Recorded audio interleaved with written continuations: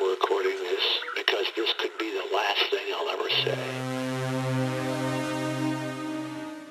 Hello and welcome to part 3 of Paul's Garage film review. Before we get started this week, I'd just like to say a big rest in peace to Wes Craven, who sadly passed away last weekend. The guy who brought us The Hills Have Eyes, the amazing Last House on the Left, and of course the Nightmare on Elm Street films. I don't own the Scream films, they're not my cup of tea, but a lot of people like them. But what can you say about that man? Absolute genius, and will be sadly missed. Salute, Wes Craven. Right, let's get going. We're going to hit the ground running with a film I really enjoyed. Johnny 2's Mad Detective. Absolutely loved this. This guy is not mad, you know, in a Timmy Mallet, I'm bonkers crazy mad. This guy's mad. His unorthodox methods of solving crime include getting one of his colleagues to put him in a suitcase and throw him down a staircase. The film opens with him slaughtering a pig in front of all the other officers just to try and get a feel of a case. The Mad Detective was kicked off the force because he cut off his own ear and gave it to his superior as a gift when at their retirement party, and the police obviously let him go after that. In this film we see him being brought back into action to solve a case, which is the murder of a police officer. The Mad Detective has an ability to see people's inner spirits as human forms, and he also has an imaginary wife, or at least that's what we think at the beginning of the film, but it turns out that it's a part of a spirit of a lady that's still alive that has left him, but he still sees the spirit with him. And there's a really beautiful part of this movie, my favourite scene, where he's driving his motorbike through Hong Kong, and she's on the back of his bike, like holding him, and it's just really moving. I'm not the type to get choked up, but it really affected me, man. It has a brilliant shootout finale, very Sergei Leone style, very operatic. A little bit of John Woo in there, even a little bit of Enter the Dragon. Really strange, but really beautifully shot, this film. It's one that deserves lots of repeat viewings, as it's got lots of layers to it and lots of things you're definitely going to miss the first time round, because I did. But yeah, that one gets a very big recommendation from me.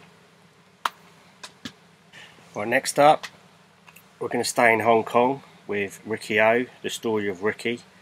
One I've seen before and owned before, but this is a new Blu-ray release. For fans of genre cinema, this is a must. This is originally a manga that was published in China.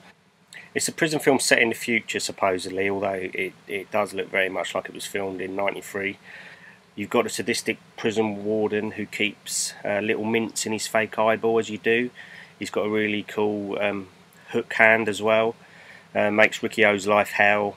You know how it goes, Ricky-O's shouldn't even be there, he's been wrongly convicted. The best way I can describe it is as if Bruce Lee had collaborated with Sam Raimi during his Evil Dead period. It's a kung fu film with some of the most amazing gore that I've ever seen. One of my favourites being a guy having his intestines ripped out and then using them to choke someone. There's a great bit where Ricky-O gets an injury to his arm, a big slice through one of his tendons, and he like pulls it out and ties it in a knot and just puts it back and just carries on as before. One of the things with the Blu-ray, it does really show up the rubber nature of a lot of the effects. I think VHS would have hidden them, and it's not really a fault of the filmmakers, because they were making it at a different time in a different era. It made me think that maybe that with these new Blu-ray releases, what they should do is put like a VHS type print on as well, just so you can get more of a flavour of what it originally looked like. So Ricky-O, The Story of Ricky, gets the highest recommendations from me. There's nothing else really like it. I've never seen anything else like it. I wouldn't even know where to file it in my collection, to be honest. Martial arts, horror, whatever. It's just a true original, and definitely pick that one up if you can. Right, next up is another film I got from Poundland, The Stuff. Crazy film, this one. This begins with a couple of railroad workers finding a strange substance in the ground and tasting it, and it's delicious. Later on, this stuff's been marketed as America's biggest dessert sensation. It's even got its own theme song. It's on a TV advert. Lyrics are, "One lick is never enough of the stuff," which I thought was a bit, that's what she said. As you might have guessed, the stuff is not what it initially appeared to be, and is actually a deadly dessert that can snatch the body of the people that eat it. The effects on this one are a real mixed bag. You've got some really great practical effects where, as you can see on the cover here, one of the effects of the stuff is it makes your mouth gape wide open and then the stuff sprays out at people. But mixed in with those really technically quite good effects are scenes of people that have obviously just got ice cream on their face going ah ah. So yeah, whether they run out of money for this halfway through, who knows. Definitely one for the B-movie fans out there and people who like to see horrific dessert related tales. Pick it up. Right, next up is one of my films of the year so far, which was Maggie, the Arnold Schwarzenegger zombie movie, directed by Henry Hobson. Very much taps into the vein of The Walking Dead and The Road.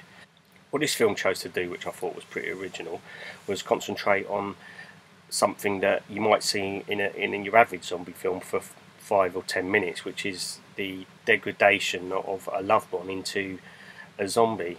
Arnold Schwarzenegger plays the father of Maggie, who's been bitten pretty much from the start of the film. Very much at the sort of beginning of the zombie apocalypse. Society hasn't completely collapsed yet. The authorities are wanting Schwarzenegger's character Wade to bring his daughter Maggie in so that they can basically dispose of her in a humane way. Wade's having none of that. He wants to be with her to the very last. I think Schwarzenegger's performance in this is one of the best I've ever seen him do. It's very understated. There's not a hell of a lot of dialogue, but Schwarzenegger really looks like he's drawing from somewhere quite deep in himself. It's very subtle performance. It's a very subtle film. It's you know, there's not a lot of zombies in there. We know they're there, but it's not focused on that. It's like all good zombie films. It's focusing on the human story within the chaos.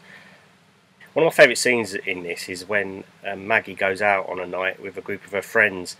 They're trying to make her feel like she's not being bit by a zombie and like everything's normal. What made the scenario really interesting is one of the other friends has also been bit by a zombie, and as the night goes on, the two that have been bitten find they can only really relate to each other, and eventually have a snog, which I think that might be the first time that that's been done before, zombie snog.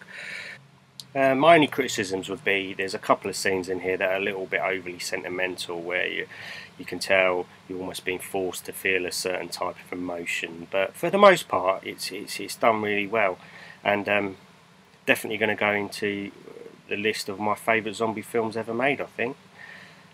It's not out in this country yet, not till November on DVD, but you can get it from the German Amazon if you are impatient like me. Recommended.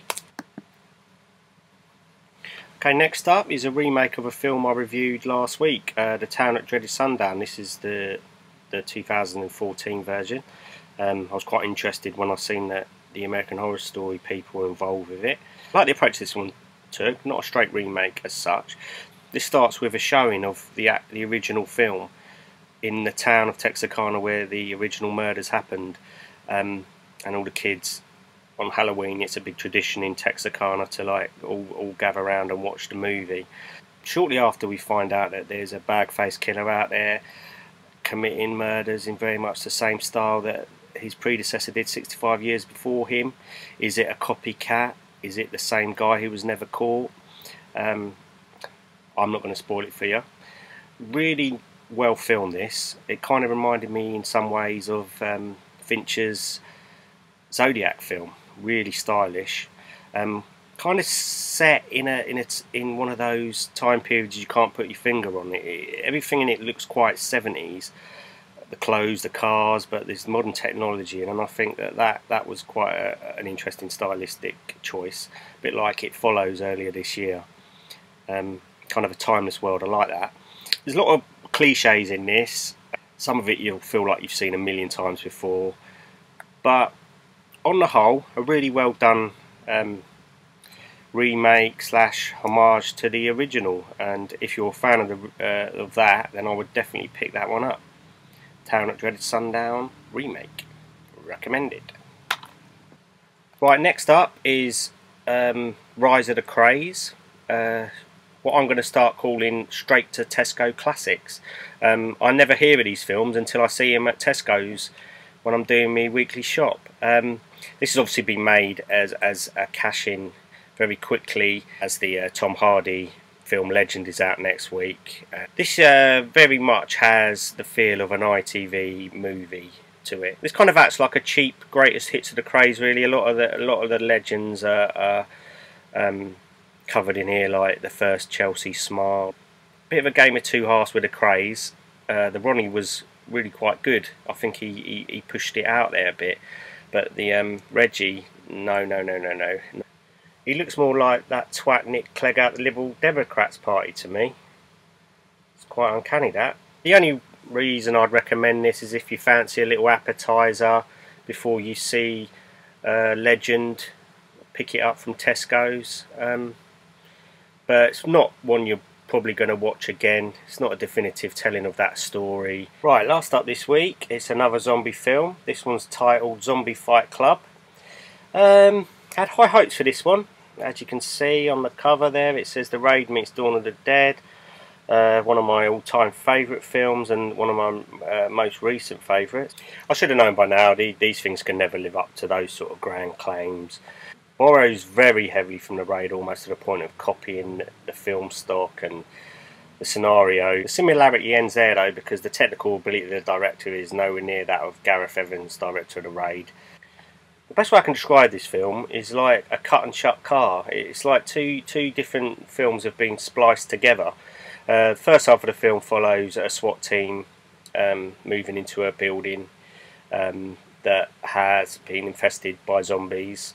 Second half of the film is a year later, and it's a Mad Max type apocalyptic world where an ex-school teacher has rose to the top of society, and he's created like a gladiatorial type arena where survivors have to fight zombies. It's like a big part of the film's missing because it's never really explained how this meek, mild teacher actually rose to that status. The two halves do not fit together well at all.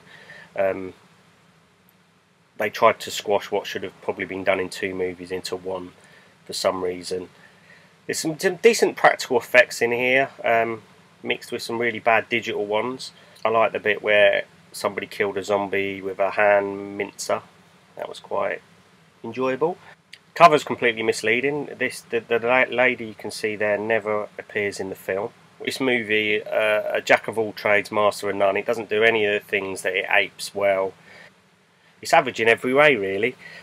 I'd recommend it for the zombie completists like me, but no one else really. Bit of a damp squib of a zombie film. Well, that's the end of my review this week. I hope you enjoyed it. Don't forget to comment and like my YouTube page. And I hope you have a good week and keep watching films, brothers and sisters.